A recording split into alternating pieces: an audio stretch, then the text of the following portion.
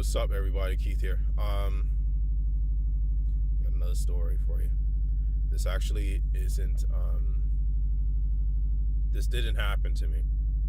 This happened to a good friend of mine.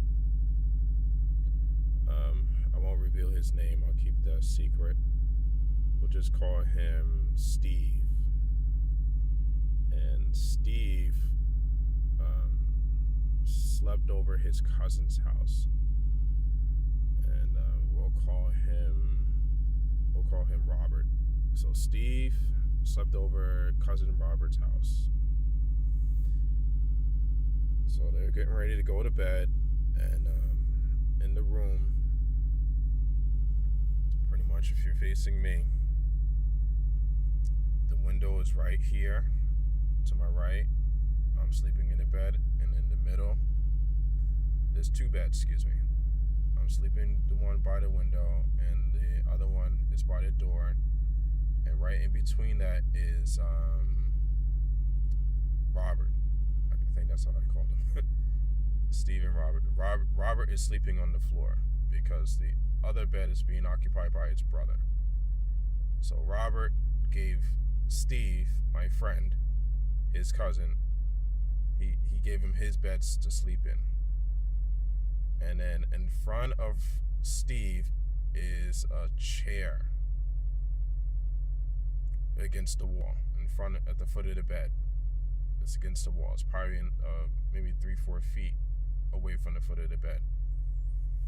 So Steve, in the middle of the night, was sleeping, and he woke up, and he stood up, and he saw Robert sitting in the chair looking out the window to my right. So Steve says, "Robert, what are you doing up?" Robert's like, "I couldn't sleep." Steve says, "Me either." So they started talking and stuff. Maybe a half hour went by, and Robert looks dead in Steve's face and says, "Do you know who I am?" Steve says, "Yeah, I know who you are." He says, and Robert goes, "No, you don't." Steve is like, "Yes, I do. I know who you are, yes." So Robert goes, "No, you don't. You don't know who I am. How do you know who I am?" Steve is looking at him kind of strange, like, it's kind of dark, it's not, if anything, the light from outside is shining in the, from outside into the room. So it's dim lighting. And Steve looks at him, kind of like, what are you talking about? You're Robert. So Robert goes, "If I'm Robert, who's that sleeping on the floor?" Steve looks over on the floor, and he sees his cousin sleeping. He looks back real quick, and there's no one in the chair.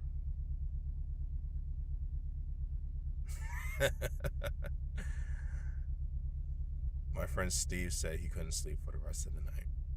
He couldn't believe it. I said, "Were you awake?" He was like, "Yes, I was." He says, "Keith, you know me." And I said, "Yes, I do." He says, "So you understand." I was like, wow. Well, the next morning, Steve tells his uncle,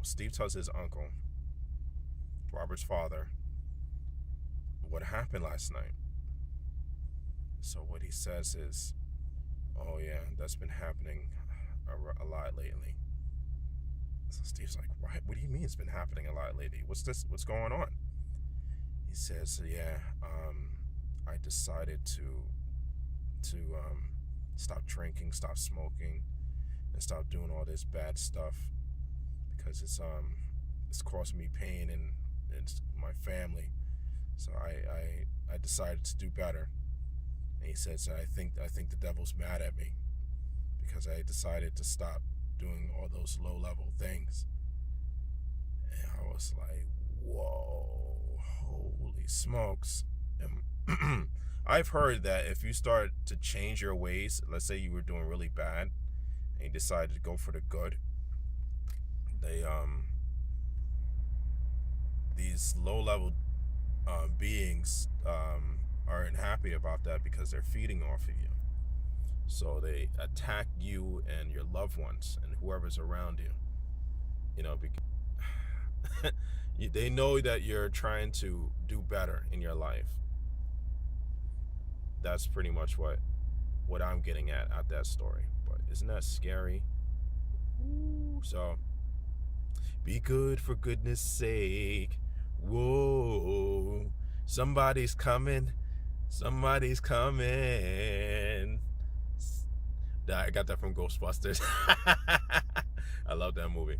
Take care, people. Later.